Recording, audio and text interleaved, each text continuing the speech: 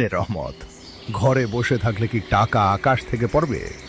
3 মাস পার হয়ে গেল, সুদের 1 আনা পয়সাও দিলি না।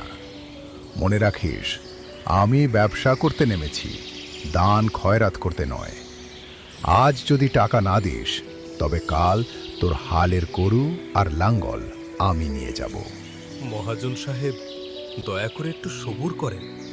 এবারে বন্যায় আমার সব ফসল নষ্ট হয়ে গেছে, ঘরে একবেলা খাওয়ার চাল পর্যন্ত নেই। আপনি তো মানুষ, আমার উপর একটু রহম করেন। আমি কথা দিচ্ছি, পরের ফসলের সময় আপনার আসলের সাথে সুদের টাকাও শোধ করে দেব। এখন আমার গরুটা নিয়ে গেলে আমি না খেয়ে মারা যাব। ওসব কান্নাকাটি অন্য জায়গায় গিয়ে করো। অভাব তোর একার নয়, আমার টাকারও দরকার আছে। সোজা কথা শুনে রাখ, কাল সকালের মধ্যে টাকা না পেলে তোর ভিটে মাটি আমি নিলাম করে দেব। আমার কথার নড়চড় হবে না।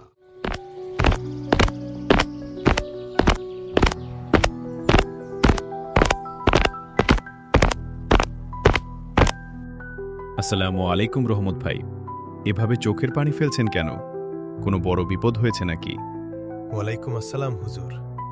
অভাবের সময় মহাজনের কাছ থেকে কিছু টাকা নিয়েছিলাম, এখন সেই সুদের জালে আমি শেষ হয়ে যাচ্ছি। টাকা দিতে না পারলে সে আমার শেষ সম্বলটুকু কেড়ে নেবে। আমি এখন কোথায় যাব হুজুর? আমার বাঁচার কোনো পথ নেই। ধৈর্য ধরুন রহমত ভাই, আল্লাহ তাআলা সুদকে হারাম করেছেন কারণ এটি মানুষের জীবন ধ্বংস করে দেয়। আপনি ভুল পথে পা বাড়িয়েছেন, তবে নিরাশ হবেন না। চলুন, আমি আপনার সাথে করিম সাহেবের কাছে যাচ্ছি, দেখি তাকে বুঝিয়ে হারামের পথ থেকে ফেরানো যায় কিনা।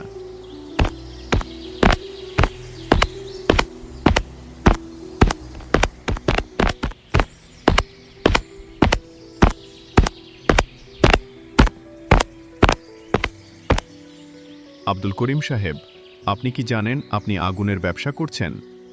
কোরআনে বলা হয়েছে, যারা সুদ খায় তারা কিয়ামতের দিন পাগলের মতো হয়ে উঠবে।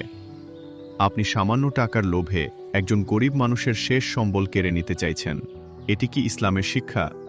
হুজুর, আমি তাকে বিপদে সাহায্য করেছি, তার বদলে কিছু লাভ তো আমার পাও না।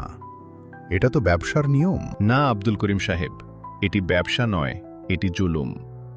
আল্লাহ ব্যবসাকে হালাল করেছেন আর সুদকে করেছেন কঠোরভাবে হারাম। আপনি যদি আজ তাকে ছাড় দেন এবং সুদের দাবি ত্যাগ করেন, তবে আল্লাহ আপনার সম্পদে এমন বরকত দেবেন যা আপনি কল্পনাও করতে পারবেন না। কিন্তু এই হারামের টাকা আপনার সংসারে শুধু অশান্তি আর আযাবই বয়ে আনবে।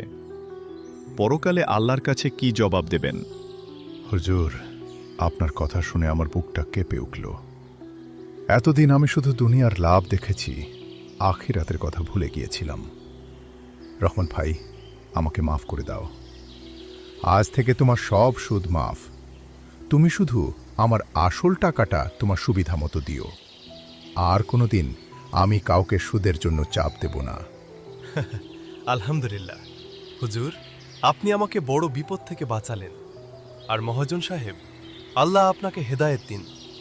মনে রাখবেন, একে অপরকে দয়া করলে আসমানের মালিক আমাদের ওপর দয়া করবেন। হারাম ছেড়ে হালাল পথে চললে তবেই সমাজে শান্তি আসবে।